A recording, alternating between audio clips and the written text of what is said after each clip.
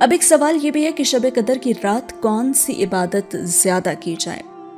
رسول اللہ صلی اللہ علیہ وسلم نے فرمایا، جو شخص شب قدر میں ایمان کے ساتھ اور اللہ کے اجر کی خاطر عبادت کے لیے کھڑا ہوا، اس کے تمام پچھلے گناہ معاف ہو گئے۔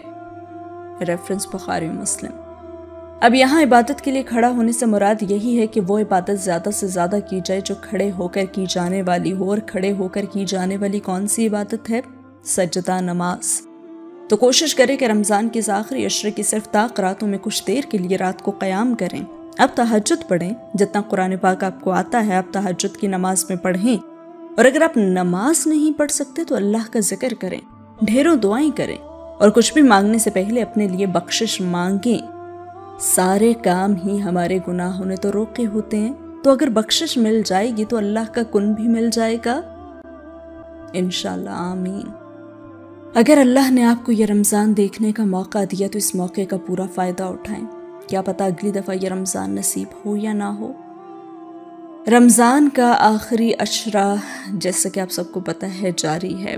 آپ نے رمضان کی ان آخری 10 راتوں میں اتنی لگن سے عبادت کرنی ہے کہ اللہ آپ کی آنکھوں کو لیلۃ القدر کا گواہ بنا دے، آمین۔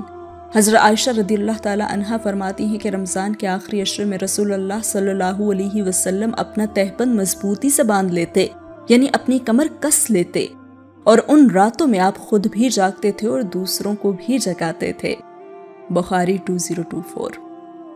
یعنی اتنے زور و شور سے رسول اللہ صلی اللہ علیہ وسلم ان آخری 10 راتوں میں عبادت کا اہتمام کرتے تھے، تو آپ نے بھی کمر کس لینی ہے اپنی، اور اللہ کو راضی کر کے ہی دم لینا ہے انشاءاللہ۔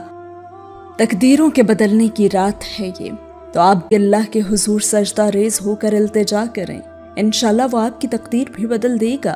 اور جیسے یہ رات ہمارے لیے 1400 سال پہلے بھلائی اور بہتری لائی تھی، ویسے ہی یہ رات اب بھی ہم سب کے لیے بہت مبارک ثابت ہوگی انشاءاللہ۔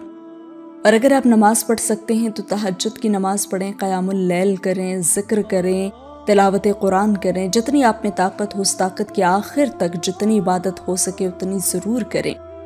اگر آپ نماز نہیں پڑھ سکتے تو بے پناہ تسبیح کریں، درود شریف پڑھیں، قرآن کا جتنا حصہ یاد ہے وہ پڑھیں۔ اگر کچھ نہیں تو موبائل فون سے قرآن کھول کر پڑھ لیں، استغفر اللہ کی تسبیحات کریں، چند دعائیں میں یہاں لکھ رہی ہوں آپ وہ پڑھ لیں۔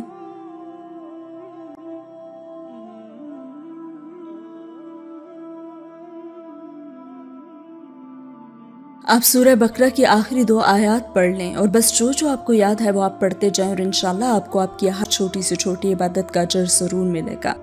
قرآن آیا تھا نا اس رات، تو آپ نے بھی جتنا ہو سکے قرآن ہی اللہ کی خدمت میں واپس بھیجنا ہے۔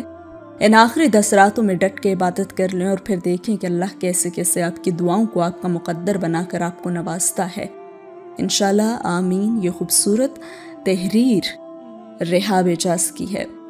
دعاؤں میں ہمیں بھی ضرور یاد رکھیے گا۔ ملتے ہیں ایک اور نئی اس طرح کی ویڈیو میں انشاءاللہ۔ اللہ حافظ۔